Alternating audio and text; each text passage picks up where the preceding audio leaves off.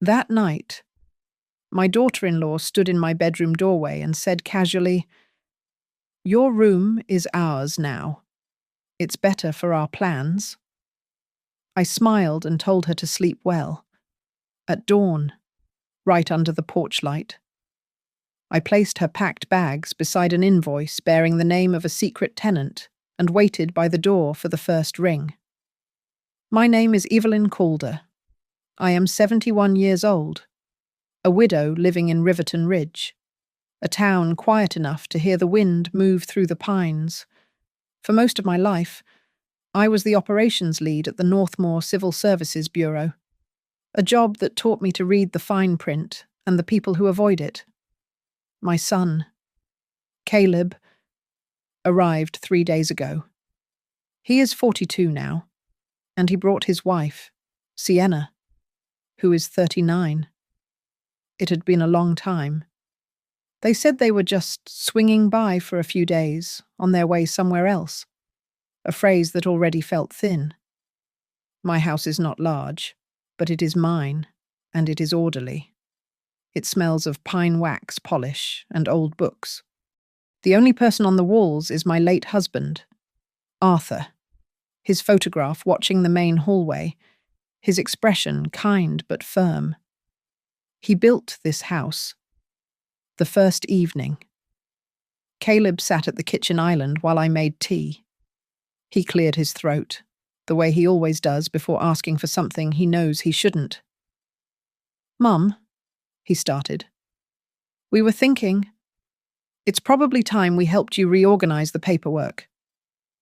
I kept stirring the tea, my back to him. "What paperwork?" "Caleb." "You know," he waved vaguely. "The important stuff. Deeds, accounts. We should probably get a power of attorney sorted out, just as a contingency plan. For risks." "Risks." I brought him his cup. "I manage my risks just fine, dear. But I'll listen. I made no promises. I know what contingency plans look like. I wrote them for 30 years. Sienna was different. She didn't talk about paperwork. She moved through the house with a restless energy, offering to help. Her help involved rearranging the pantry, which I didn't need. But when I went to the linen closet later, the small utility lock on the cabinet where I keep old tax files had been changed. It was a simple swap, an identical lock, but the key I had no longer worked. She must have brought it with her. I watched her from the kitchen window as she took a call in the backyard. She was standing near the azaleas, holding my jewelry box, which she must have retrieved from my dresser. She wasn't trying it on. She was photographing my wedding ring and, more alarmingly, the small fireproof document box I keep tucked behind it.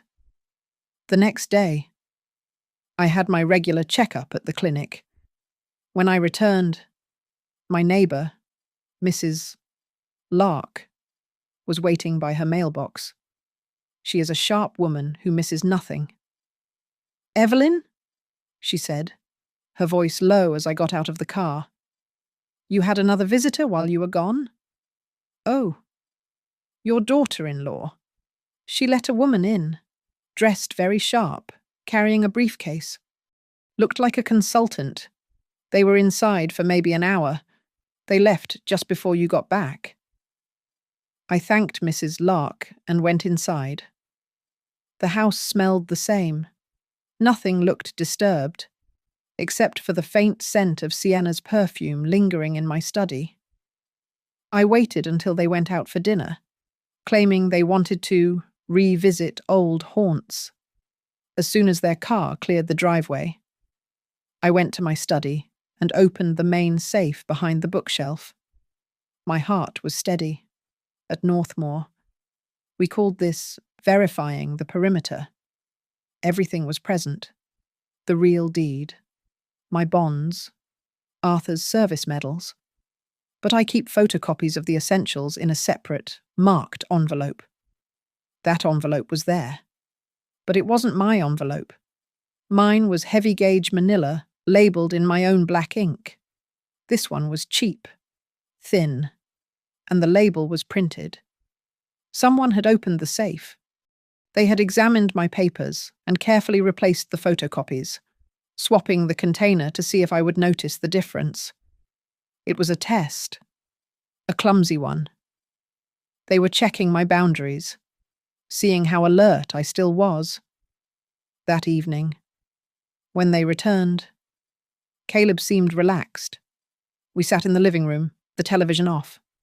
The quiet stretched. "It's a lot of house, Mum," Caleb said suddenly, staring into the cold fireplace. "Too much for one person. Really.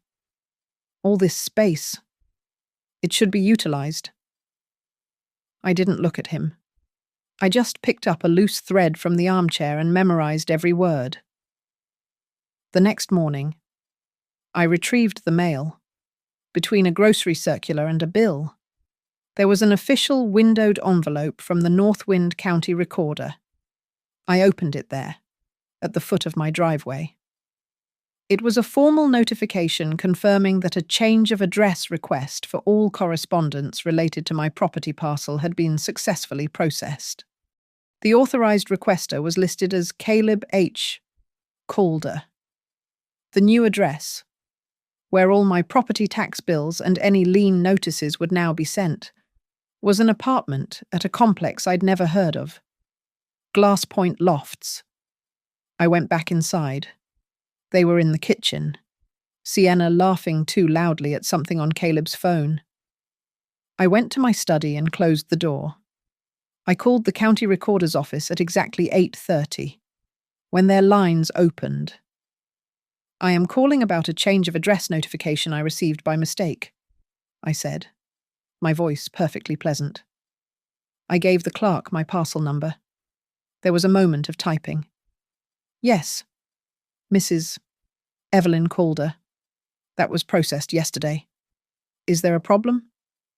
"The problem is that I did not file it," I said. The typing paused. "Oh, I see here it was filed online. The requester, Caleb H. Calder, attached a scanned document. It looks like, yes, a durable power of attorney. It appeared to be in order." "That document is fraudulent," I said, my voice unchanged. "I am the sole owner. Please freeze any activity on this parcel immediately." "Ma'am, you'll have to come down in person with 2 forms of identification." "I will," I said, and hung up. My second call was to Rita. Rita and I started at Northmore in the same year. She's retired, but she still understands digital architecture better than anyone I know. "Evelyn," she answered, surprised. "It's not Tuesday. We play cards on Tuesdays." "Rita, I have an internal security problem. I need a non-invasive look at my home network. I suspect a new vulnerability." "Internal Ev? Are you talking about your son?" "I am talking about data. I have visitors. Since they arrived, I've found a replaced utility lock, photographs taken of my documents, and now a fraudulent filing with the county." Rita was silent for a beat. "What's the network password?" I told her. While I waited, I moved to the old desktop computer in the guest room, the one Sienna had been so keen to tidy up for me. Rita called back in 20 minutes. "They're amateurs, but they're not stupid. They installed a forwarding filter on your old email client. It's set to find keywords, bank, county, account, attorney, and forward a copy to an outside address before auto-deleting the original. You'd never see the warning emails. It's a ghost filter." "Can you trace the address it's forwarding to?" "Already did. It's a temporary burner account, but the IP that set it up is your house, 2 days ago." "Thank you." "Rita," I said. "You're not calling the police," she stated. "Not yet. This is still just paperwork." I prefer to let people finish their mistakes. I hung up and spent the next hour on my cellular phone, not the compromised house Wi-Fi. I changed every password I owned. Banks, investments, my pharmacy portal, everything. Then I went to the smart home assistant in the living room. It was a gift from Caleb, one I rarely used. I went into the settings and activated the audio recording feature. The device gave a soft chime, and the light remained off. It was now listening to everything. I made them dinner.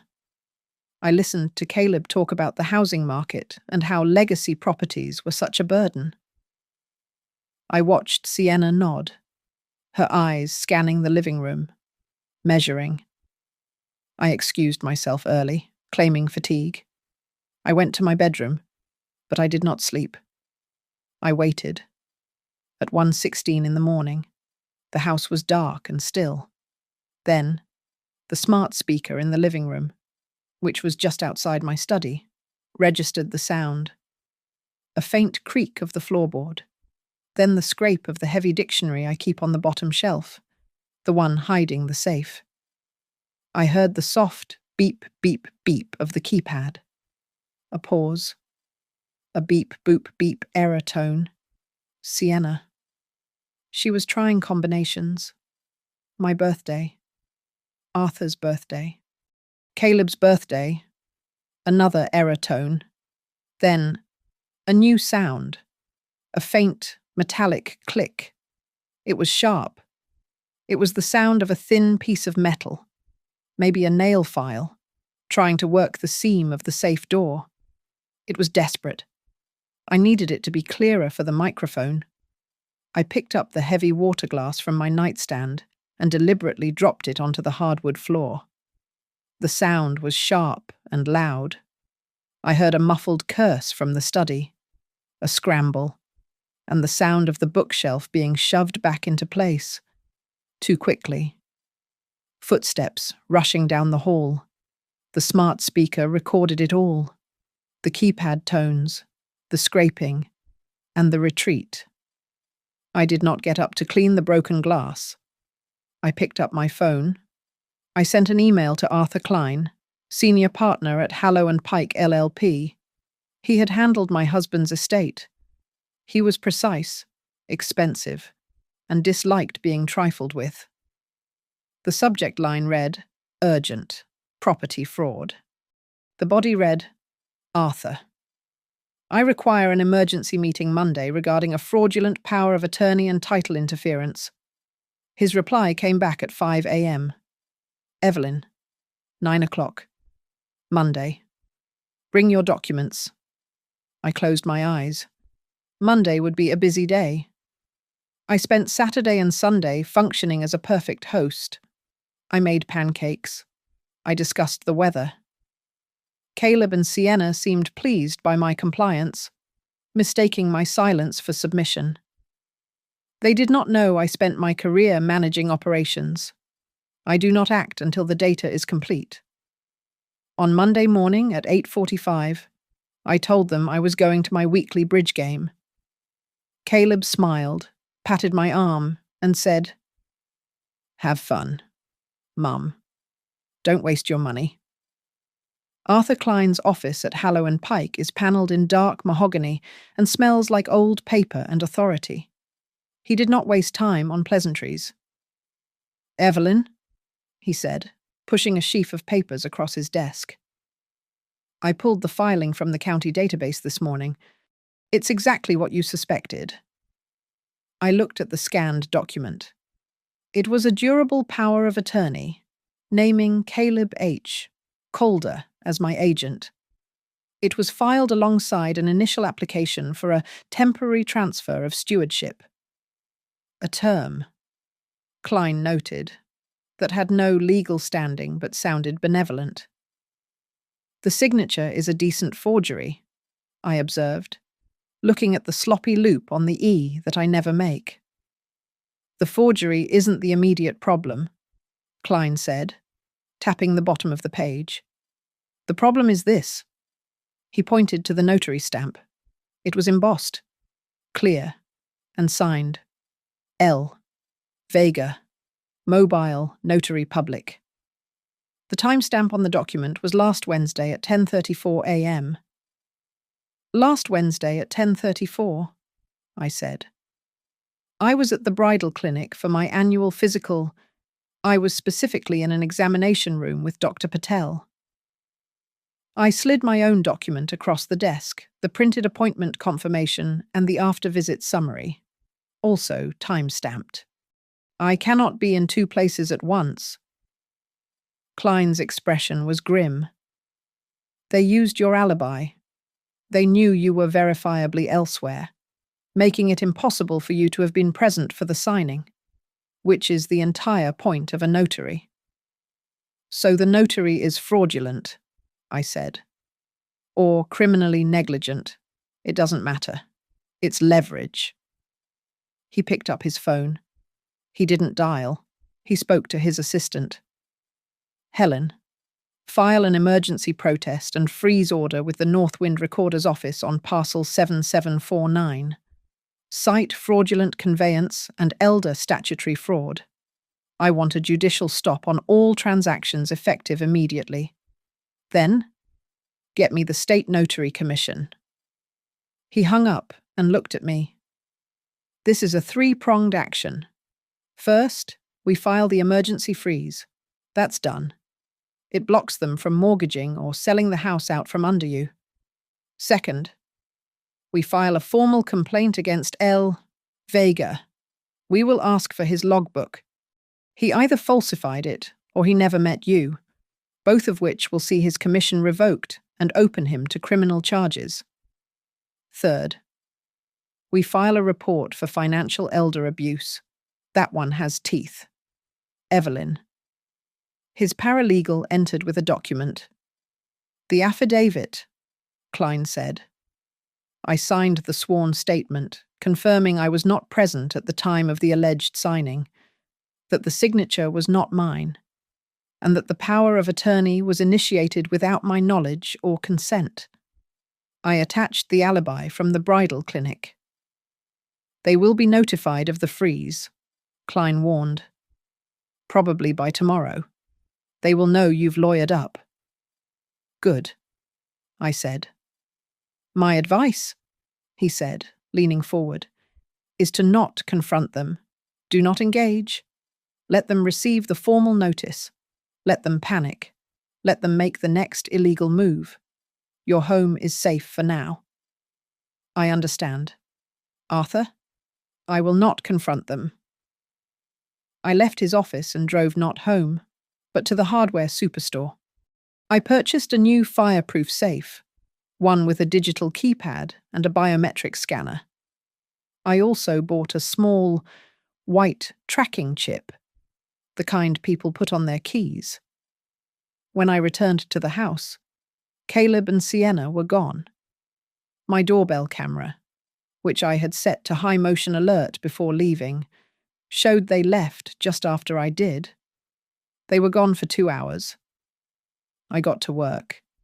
I installed the new safe in my closet, behind the false panel Arthur Sr. had built. It was a better hiding place than the study.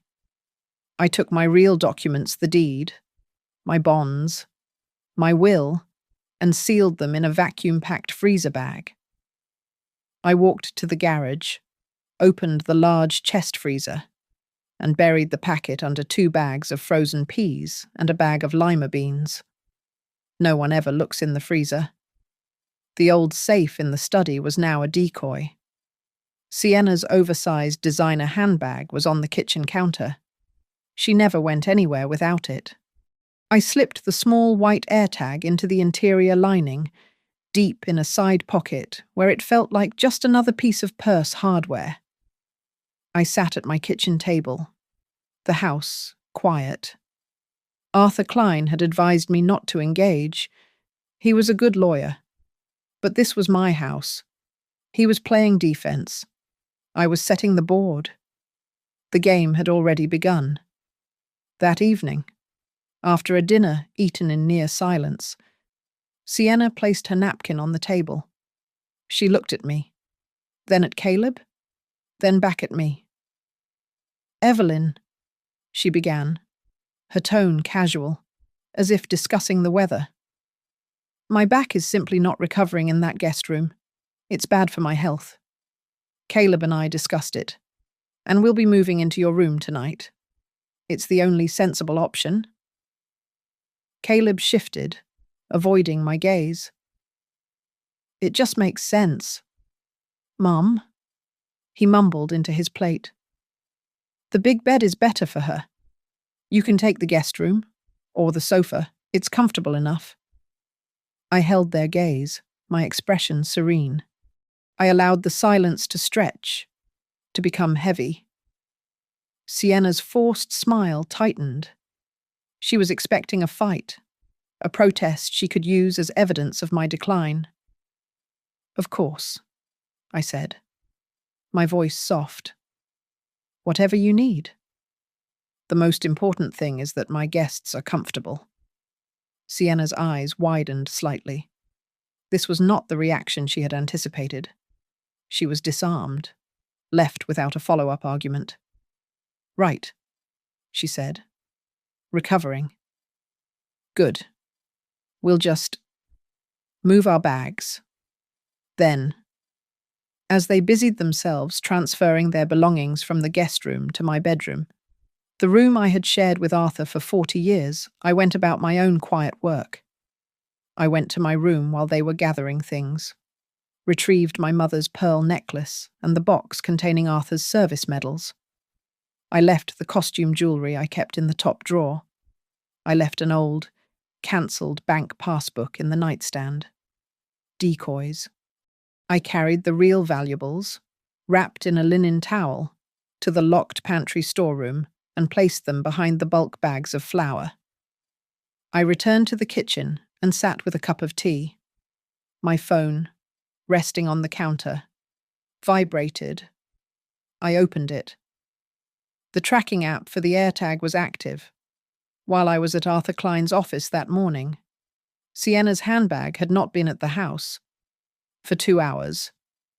It had been stationary at Glass Point Lofts, the same address from the fraudulent county filing. The timestamp of her visit perfectly aligned with the time one would need to sign a lease and pay a deposit. A second vibration. A text message from a number I did not recognize. Heard you're having doubts. Sign the papers quickly before your mother changes her mind. Don't let her stall. The message was clearly intended for Caleb, or perhaps Sienna, and sent to my number by mistake. A critical error. They were getting sloppy. I forwarded the text and the screenshot of the AirTag's location history to Rita. Her reply was immediate. Burner phone. Amateurs. They are moving too fast. The landline on the wall, a phone I keep mostly for nostalgia, suddenly rang. Its shrillness cut through the quiet. I picked it up. Am I speaking with Evelyn Calder? The voice was professional, syrupy, and female. This is she. Wonderful, the voice chirped. My name is Marla Quince. I'm a family asset coordinator, and I'm calling on behalf of Caleb and Sienna. They've expressed concerns about your estate and want to ensure your assets are properly coordinated for the benefit of your future. And theirs. I'd love to stop by. This was the consultant Mrs. Lark had seen, the woman with the briefcase. How very thoughtful, I said, infusing my voice with the frail confusion they expected. It is all so complicated. Yes, a chat would be nice. Are you free tomorrow? I can make time, Marla said, a note of satisfaction in her voice.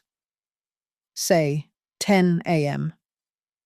10 o'clock at the house would be perfect, I said.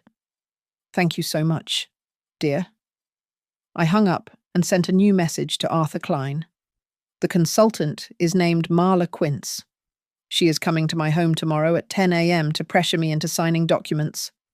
I need a witness, a hidden one. Klein's reply was swift. A paralegal will be parked across the street at 9:45. He is authorized to make recordings. Keep the front window cracked. Do not sign a single thing. Evelyn. Waste her time. I looked up. Caleb was walking down the hall, heading to my bedroom. He didn't look at me. I sat at my kitchen table in the quiet darkness. I took out a pen and a sheet of my best stationery. I began to write. Not a letter, but a legal document. It was titled Conditions of Temporary Guest Occupancy. It was not a lease. It was a simple acknowledgement that they were non-paying guests, that their stay was temporary, and that this invitation was revocable by the owner, Evelyn Calder, at any time, for any reason. I was not planning a confrontation. I was documenting the terms of their removal, non-violent, based on evidence, based on their status as invited guests.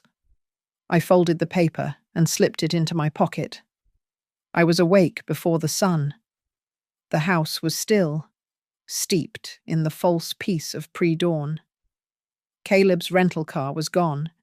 He'd mentioned an early errand, a transparent excuse. I knew he had been instructed to be absent, to leave the women to work on me. I went to the garage.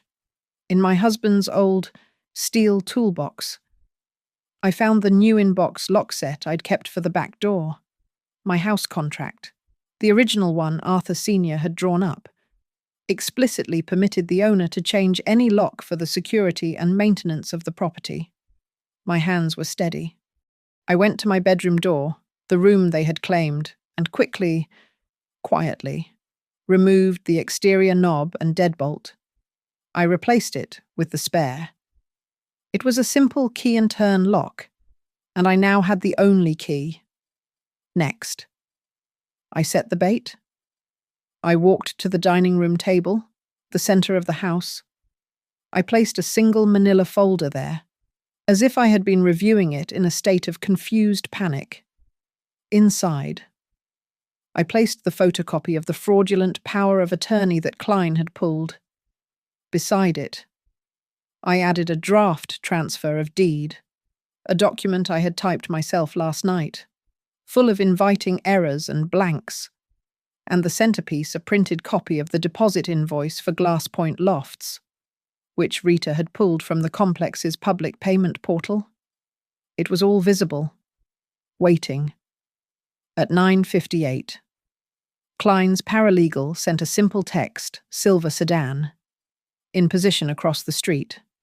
At exactly 10 o'clock, the doorbell camera pinged my phone. I watched the high-definition feed. Marla Quince, predatory and sharp in a navy blazer, stood on my porch.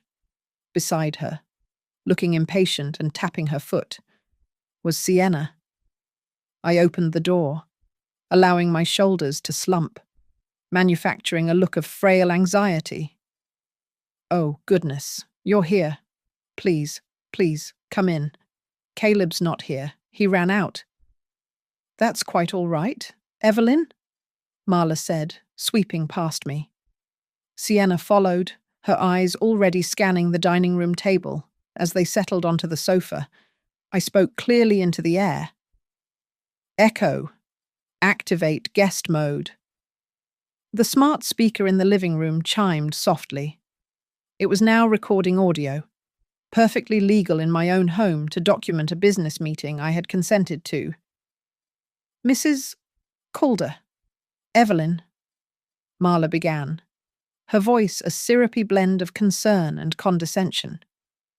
She opened her briefcase, revealing a stack of new, official-looking papers. "Sienna and Caleb are just so worried. We're here to help you execute a full, comprehensive power of attorney. It's the cleanest way.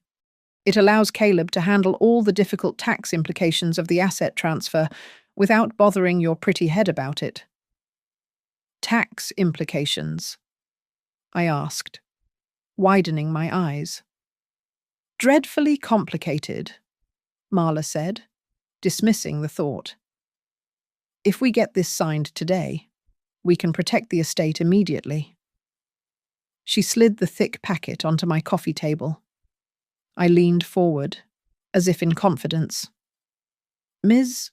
Quince, you are an asset coordinator. You said, I'm just an old woman, but I like to be careful.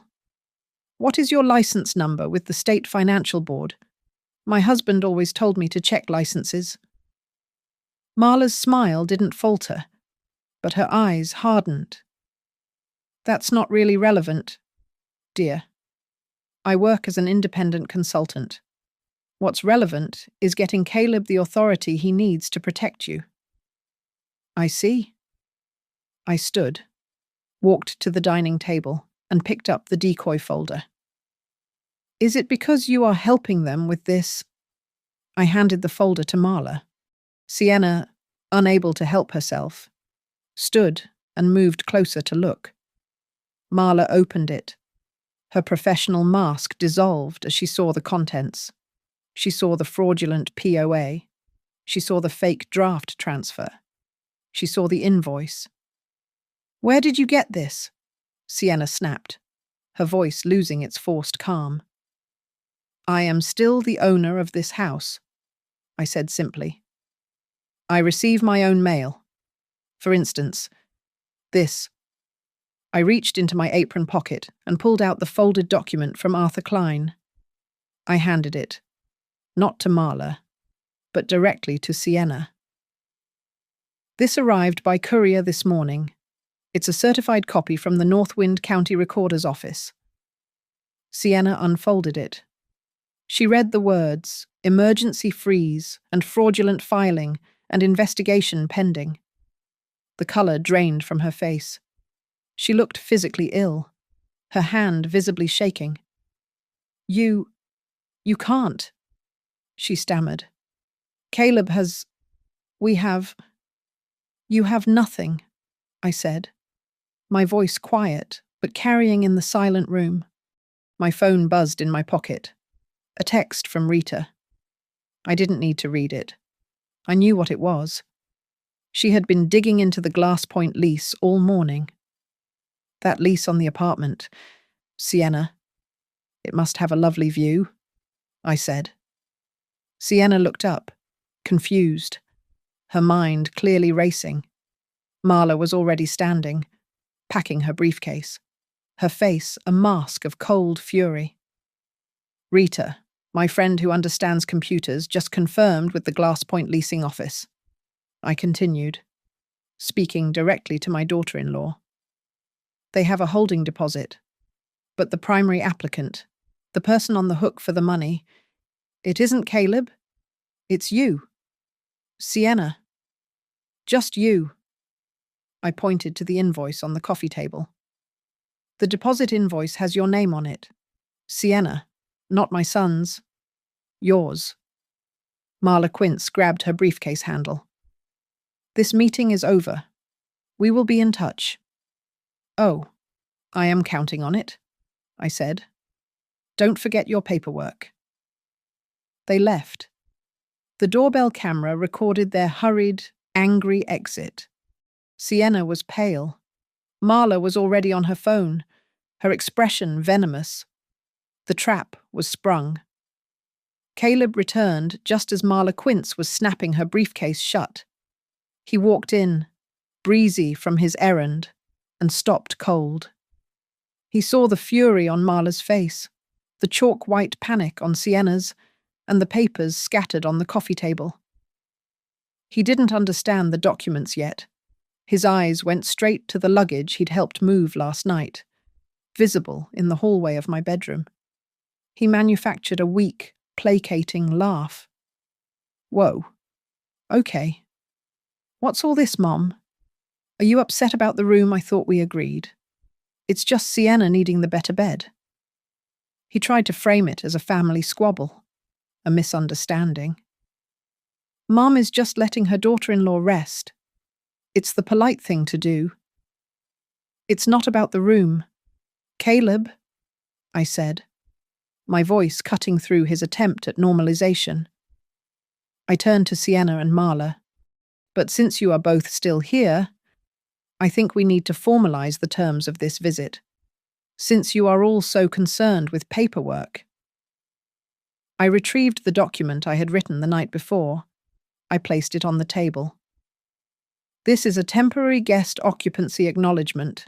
It's very simple. It just states you are non-paying guests in my home for the next 24 hours. It's not a lease. It doesn't bind anyone to anything. Just a safety precaution for my insurance. Caleb looked at it. Suspicious. Sienna, however, seemed to see it as an opportunity, perhaps a foothold. If she signed something, maybe she had rights. Marla scanned it quickly, her legal-adjacent eyes finding nothing threatening. It looked harmless. If it makes you feel secure, Mom. Fine, Caleb said, grabbing a pen and signing. Sienna signed as well, her hand still slightly unsteady from the revelation about the county freeze. Thank you, I said, pocketing my copy. I appreciate you acknowledging your status as guests, especially the clause noting that guests may not impede the owner's access to, or attempt to move, the owner's personal property. Sienna's head snapped up. What is that supposed to mean? I turned to the smart speaker. Echo. Play audio file, safe attempt 1:16 a.m. The room filled with the sound, the scrape of the bookshelf, the distinct beep, beep, beep of the keypad, the beep, boop, beep error tone, and then, clearly, the metallic click and scrape of Sienna trying to force the seam. Sienna's face crumpled. That's a recording. It could be anything. I was getting a glass of water. Her voice was high, trembling. The audio signature matches the lock set in the study. Sienna. The one you failed to open. Caleb saw the trap closing. He abandoned mediation and went on the attack. This is ridiculous. This is exactly what we were worried about. Mom, you're paranoid. You're hearing things. You're making things up. You're forgetful. Am I said. I walked to my desk drawer and retrieved the second document I'd brought home from the clinic. I was at the bridal clinic last Wednesday, as you know. While I was there, I asked Dr. Patel to run the standard cognitive assessment. I have the results right here. I handed the report to Caleb. My cognitive health is, and I quote, in the 98th percentile for my age group. I am not forgetful. Caleb, I am precise. Marla Quince, who had been frozen by the door, finally spoke. Now, let's not get adversarial, she said, trying to regain control. This is clearly a family matter that requires delicate... Ms. Quince, I interrupted, turning my full attention to her. I asked you earlier for your state license number as an asset coordinator. You avoided the question. I am asking you again, for the record. Marla Quince was silent. Echo, I said, speaking to the device again. Call Detective Ada Rourke. The speaker chimed. Dialing Detective Ada Rourke, Riverton Elder Fraud Unit. Sienna let out a small, strangled noise. Marla's eyes were wide with pure panic. Hello? A crisp voice answered over the speaker. Detective Rourke, this is Evelyn Calder, I said clearly. I am just calling to confirm that you received the digital file packet my lawyer, Arthur Klein, sent over this morning regarding the fraudulent POA and the activities of a Miss Marla Quince. Yes, Mrs. Calder. The speaker replied. We have the packet. We are processing the complaint and cross-referencing Ms. Quince with 2 other active investigations. We will be in touch shortly. Thank you, Detective. That's all I needed to know. I ended the call. The entire atmosphere in the room changed. It was no longer a discussion. It was not a mediation. It was an interrogation room. The posture of persuasion evaporated, replaced by the rigid fear of self-preservation. Sienna grabbed her phone, her thumbs flying across the screen. Caleb's phone buzzed instantly on the table. Then Sienna's phone buzzed again, and again. A rapid, frantic exchange of silent information. They were no longer trying to convince me. They were trying to coordinate their stories. My phone buzzed again. A secure file delivery from Rita. I opened it on my tablet. It was a scanned document, publicly filed in a neighboring state, but deeply buried. A prenuptial agreement for Caleb H., Calder and Sienna? I read the key clauses. All premarital assets, and any inheritances or gifts received by either party during the marriage, were to remain the sole and separate property of that party, immune from any claim by the other. I looked up from the screen, straight at Sienna. This was never for Caleb. Was it Caleb, who was still trying to process the cognitive report? Looked up. What are you talking about? Your prenup, Caleb, I said, turning the tablet so he could see the title. It's ironclad. Even if you succeeded, even if this house became yours, it would be a gifted asset. Sienna wouldn't have a claim to $1 of it in a divorce. She is cut completely out of your inheritance. Caleb's gaze shifted to his wife, his expression slack with a new, dawning horror. Sienna? So why? I continued, looking only at her. Why risk state prison for an asset you could never touch? I let the question hang. Unless Caleb was never meant to be the owner, unless he was just the key to the front door. The pieces clicked into place, sharp and cold. The fraudulent POA wasn't just to transfer the house to your son, it was to transfer it through him, or perhaps directly from me. I tapped the Glass Point Lofts invoice on the coffee table. You put the deposit on that apartment. Sienna. You. Not Caleb. But Rita couldn't find a source of income for that kind of money. So she checked for liens. You took out a high-interest, short-term loan, a predatory loan, and you needed to secure it with unencumbered collateral. I looked at my son. She needed this house, in her name. The plan was never Evelyn to Caleb. The plan was Evelyn to Sienna. You were just the emotional leverage. Caleb stared at his wife, speechless. He had been a pawn, not a partner. Ms. Quince here isn't a family coordinator, I said, as Detective Rourke's words came back to me. She's a document runner, a specialist. She and the notary, L. Vega. They're a package deal. They manufacture the authority, file the paperwork, and take a cut of the asset. The detective is already investigating their entire network. This is slander, Marla hissed, finally finding her voice. You have no proof of any associate. My phone chimed. A proximity alert from the AirTag in Sienna's handbag, which she had left on the kitchen counter. Where is your handbag? Sienna. Her head whipped toward the kitchen. It was gone. My phone says your bag just left the house, I said, watching her face crumble. It's moving down the street. Did you send someone? An associate? Perhaps to find the real documents you thought were in the study safe. Another alert pinged my phone.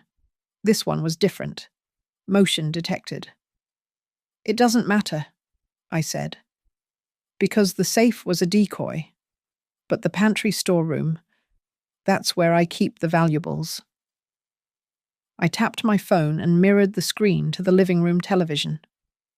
The image flickered, then resolved into a grainy, black and white video feed. It showed the inside of my pantry, where a man in a dark jacket was frantically working on the lock of the storage cabinet where I'd moved my mother's pearls. "Who is that?" Caleb whispered. "That," I said, "is Marla's associate. He must have snuck in the back while we were talking. He's using the key from Sienna's bag, the one she used to swap the lock on the old cabinet. But I changed this one, too." We watched as the man, frustrated, looked up in agitation, his face perfectly clear, captured in high definition. "A new layer of evidence," I said. "Attempted burglary. Add it to the file." I let the video of Marla's associate remain frozen on the television. The silence in the house was heavy, broken only by Caleb's ragged breathing. He was staring at the prenup agreement on the tablet, then at his wife, the calculation happening slowly behind his eyes. Sienna stood rigid, her face a mask of trapped fury, her gaze fixed on me. They had been abandoned by their consultant and exposed. I did not speak.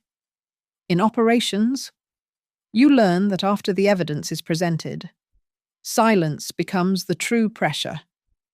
They were caught between their greed and their mutual betrayal. "The prenup," Caleb finally whispered, his voice hoarse. "Is that true?" "Sienna, you cut me out." "You signed it." "Caleb," she hissed, turning on him, her panic giving way to venom. "Were you too stupid to read it?" "But the house, you said we—" "This is her fault," Sienna suddenly shrieked, pointing a shaking finger at me. "She's twisting everything. She's the one lying." The doorbell rang, cutting through her accusation. It was 4:00. "That will be Mrs. Lark," I said calmly, standing. "She's joining me for tea." I opened the door. Mrs. Lark bustled in, holding a plate of scones, and stopped dead in the living room. She took in the entire tableau in one sharp glance, the frozen image of the burglar on the television, the scattered legal documents on the coffee table, Caleb and Sienna standing like hostile strangers. "Oh dear," Mrs. Lark said, her voice perfectly neutral. "Am I interrupting something, Evelyn?" "Not at all, dear," I said, guiding her to the armchair. "We were just finishing a family financial discussion. Caleb and Sienna were just explaining their future plans." Mrs. Lark, a perfect civilian witness, sat, her eyes missing nothing. Caleb and Sienna were immobilized, trapped by the sudden arrival of polite society. We sat for 20 minutes. I discussed the soil acidity for her hydrangeas. They said nothing. The doorbell rang again. I excused myself. A bicycle courier stood on the porch, holding a waterproof legal envelope. "Delivery for Sienna?" "Calder," he asked, checking the address on his manifest. Sienna leaped up, moving to the door, perhaps assuming it was a document from Marla. "That's me." "Sign here, please." She signed his digital pad. He handed her the large envelope from Hallow and Pike, LLP. My doorbell camera recorded the entire exchange, capturing her face and the time of receipt. She tore it open right there in the entryway. Her expression soured. It was not a settlement offer. It was a formal cease and desist, a notice of pending litigation, and a stern civil warning regarding conspiracy to commit property fraud, addressed specifically to her. Mr. Klein had also sent digital copies to both her and Caleb's emails. "This is harassment," she whispered, the paper rattling in her hand. "That is a legal warning, Sienna," I said, loud enough for Mrs. Lark to hear. My lawyer is very thorough. Mrs. Lark, having finished her tea and her observation, made her excuses and left, squeezing my arm as she went. The moment the door closed, Caleb exploded. You have to stop this. Mom, call off your lawyer. I will not, I said. And I must remind you both of the document you signed this morning, the temporary guest acknowledgement. I pulled my copy from my apron pocket. You both agreed you are non-paying guests. Clause 4. If a guest attempts to impede the owner or assert unauthorized control over the property or its assets, that guest is in breach, and the invitation to stay is immediately terminated. Sienna looked at the door to my bedroom, the room she had occupied. You can't just throw us out. It's night. We have rights. You are correct. I will not throw you out tonight, I said. This gave them pause. You are welcome to spend one more night in my bedroom, I said, gesturing to the door. Use the sheets. Sleep well. I turned and walked to the guest room, closing the door behind me. This was not an act of mercy. It was a strategic courtesy. Mr. Klein needed the night to finalize the filings with the district attorney. I needed the morning to execute the removal. I was giving them 8 hours to understand exactly what they had lost. I sat in the guest room and made 2 quiet phone calls. The first was to Riverton Lock and Key, scheduling a complete home rekey for 7 a.m. sharp. The second was to a local removal service, booking a 2-man team for 6:30 a.m. for a prepaid, curbside-only pickup. At 11 p.m., my laptop chimed. A new email. It was from an encrypted, anonymous address. The subject line was blank. The body of the message was a single line. If you drop the complaint against Marla, we will ensure you are allowed to stay in your house. Don't push this. It was an offer to let me, the owner, stay in my own home. It was a threat, and it was a confession of conspiracy. I forwarded it to Rita. Her reply came in under 10 minutes, bounced through 3 proxies. But the origin server is a temporary cloud instance rented by MQ Consulting. That's Marla. She's desperate. The burglary video connects her to a felony. She is trying to intimidate a witness. I printed the email. I printed Rita's analysis of the server. I clipped them both to the growing stack of evidence. The knot was pulled tight. I was awake at 5:30 in the morning. A truck rumbled to a stop at my curb, its engine idling, its lights dark as I had requested. The removal service. I had already used my new key to enter my bedroom an hour earlier, while they slept. I retrieved their suitcases, their coats, and their shoes. I placed every item they had brought into this house in a neat pile just inside the front door, a standard hotel checkout. I went to the kitchen and made coffee.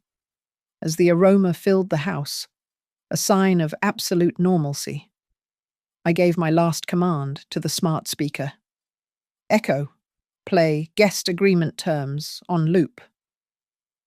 A moment later, a recording of my own voice filled the pre-dawn quiet, reciting the text of the document they had both signed. Clause 4. If a guest attempts to impede the owner or assert unauthorized control over the property or its assets, that guest is in breach, and the invitation to stay is immediately terminated. Caleb came down first, drawn by the coffee or the sound of my voice on the speaker. He stopped cold in the entryway. He saw the wall of luggage. His face flushed a dark, mottled red.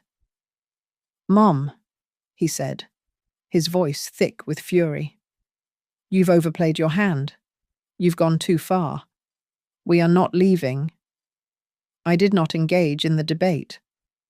I walked past him to the hall table and placed 2 documents directly on top of Sienna's largest suitcase. This is the court-filed order from the county recorder, freezing all activity on this property. And this, I added, tapping the second sheaf of papers, is the copy of the civil complaint Mr. Klein had served to Sienna yesterday, the one she signed for right here on the porch. The noise brought Sienna from the bedroom. She was wearing my bathrobe, the one Arthur had given me. She saw the bags. She saw the documents. "You can't do this," she said, her voice raw. "We have a right to stay here. Tenant laws.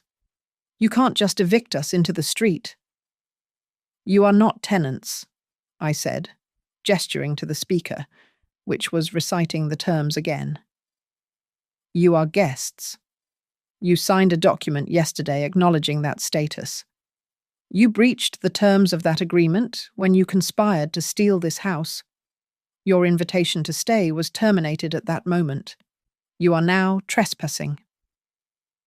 The doorbell rang, sharp and loud, at exactly 6 o'clock. Caleb and Sienna both flinched. They assumed it was the men coming for the bags. I opened the door. Detective Ada Rourke stood on my porch, her expression firm. Beside her was a man in a county blazer, holding a clipboard. "Mrs. Calder," Rourke said, "we need to take your formal, recorded statement regarding the burglary attempt and the document fraud. And this," she indicated the man, "is Mr. Hayes from the county recorder's office. He is here to verify the property status and take his own report for the state investigation into L. Vega and Marla Quince." "Of course, Detective," I said, stepping aside. "Please come in. The coffee is fresh." As Rourke and Hayes stepped into the entryway, a blue sedan pulled up behind the unmarked police car. Marla Quince got out, briefcase in hand. She was clearly here to manage her clients, to try and salvage the disaster. She took 2 steps up the walkway, saw Detective Rourke standing in my hallway, and froze. She did not hesitate. She turned, walked quickly back to her car, and got in. She was gone in 30 seconds. My doorbell camera, however, recorded it all. Her arrival, her clear recognition of the police, her flight. Caleb watched her flee. The sight of his accomplice abandoning him broke something. He turned to Detective Rourke, his hands raised in surrender. "This was her," he said, his voice desperate, pointing at his wife. "Sienna. This was Sienna's idea. She and that woman, Marla. They planned all of this. I was just trying to help my mother. I was worried about her." Sienna just stared at her husband, her expression hollowed out by the betrayal. "That's not what the data shows." "Caleb?" I said. His phone was on the hall table, where he'd left it when he came down. It lit up. A new text message. Then another. The sender ID was visible, MQ Consulting. Marla was frantically trying to reach him. "Rita," I said to my smart speaker, "you have the file I sent last night. Please airdrop the text thread to the television. All of it." The television screen flickered, replacing the image of the burglar. Now, it showed screenshots. A text conversation between Caleb's number and Marla Quince. Messages from 3 days ago. "Mom is resistant but manageable. Sienna will handle the POA signing. You just be gone. We need to push the cognitive angle. Make her doubt herself. I'll get her to sign the final transfer. She trusts me." It was all there. In black and white. He wasn't just a pawn. He was the co-director. Caleb looked at the screen, his own words displayed for the police to see. The moral line did not just blur, it disintegrated. He looked at me, his eyes pleading. The son I had raised, now a stranger. I looked back, my gaze steady. "You are guests," I said, my voice cutting through the silence. "You are not the owners." I looked at the television, at the undeniable proof of my son's complicity, and then at Detective Rourke. Finally, I turned to Sienna. She was still standing there in my bathrobe. "The terms of your stay are terminated," I said, my voice cutting through the heavy air. "You breached the guest agreement you both signed less than 24 hours ago." I pointed to the neat stack of luggage by the front door. "Please retrieve your belongings. The removal service I hired is waiting at the curb. I have also attached an itemized receipt for your stay, though I have waived the fee." Detective Rourke, all business, nodded to her partner. "Mr. Hayes, please take the statements. I am going to secure the pantry and retrieve the recording device." She looked at Caleb and Sienna, her expression unreadable. "We will be issuing subpoenas for the notary, Mr. L. Vega, and for Marla Quince. Based on the attempted burglary and the threatening email, this is now a multi-agency investigation." Caleb's face was ashen. "Mom, please," he whispered. "A prosecutor. This is just a family matter. We can fix this." "This stopped being a family matter when you hired a criminal conspiracy," I said. My phone chimed. It was an email from Arthur Klein. I read it aloud, for the benefit of the room. "Evelyn, the district attorney's office is reviewing the file. We have already rejected an early request for mediation from Ms. Quince's legal counsel. All future correspondence will be handled by the prosecutor. There will be no private settlements." "But Sienna was the one," Caleb started. "You were both thorough," I interrupted. "But Sienna, you were the most committed." I walked to my desk and picked up the final file, the one Rita had found at 2 o'clock in the morning. While Rita was reviewing the lease for Glass Point Lofts, she found the other document you signed. Not just the lease application. It was the registration packet you filed with the building's homeowners association. I held the paper up. Sienna's eyes widened. "You listed yourself as the future owner of the property," I said. "You must have been very confident, but you didn't read the fine print. You were so busy trying to trap me. You built your own cage." I tapped the bottom of the page. "You signed a clause agreeing to massive, non-refundable penalties and forfeiture of your deposit if the purchase of the unit failed to close within 30 days. You needed that high-interest loan. You needed this house as collateral. And now, you have neither." Caleb looked completely broken. He played his last card, his voice cracking with emotion. "If you do this, if you let them take us, you will lose your son. Mom, you will be all alone in this big house. Forever." I looked at the man who was my son, a stranger standing in my hall. "I am not losing my son. Caleb, you are leaving. You made that choice the moment you photographed my wedding ring." There was nothing left to say. The fight was over. Sienna, her face a mask of silent hatred, walked to the door. She slipped off my bathrobe, letting it fall to the floor. She picked up the handle of her largest suitcase. As she pulled the heavy door open, the early morning sun cut across the porch, shining directly on the invoice I had placed on her bag. The name Sienna was sharp, clear as a needlepoint. She dragged her bags down the walkway. Caleb, defeated, followed her without looking back. I watched them get into their rental car and drive away until they were out of sight. The locksmith, who had been waiting patiently in his van, came up the walk. "Ready, Mrs.?" Calder. "Yes," I said. "Change every lock." He finished his work in 20 minutes. He handed me the new set of keys, cold and sharp in my palm. "You're all secure." I signed his invoice.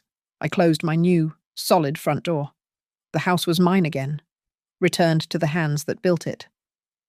I walked to the kitchen, the silence profound and peaceful. My phone, which had been buzzing with alerts and threats, was finally quiet. I saw the small pamphlet Detective Rourke had left on the counter. It was a guide to legal aid resources for elder fraud protection. I placed it by the phone. A reminder. I poured my cup of coffee. The door was closed. The story was finished, right where it needed to be. Thank you so much for listening to my story today. I'm curious. Where in the world are you listening from? Please let me know in the comments so we can connect and share our thoughts. If this story touched you, please subscribe to Grandma's Family Diary, give this video a like, and maybe even support us further by hitting that hype button so more people can hear these stories.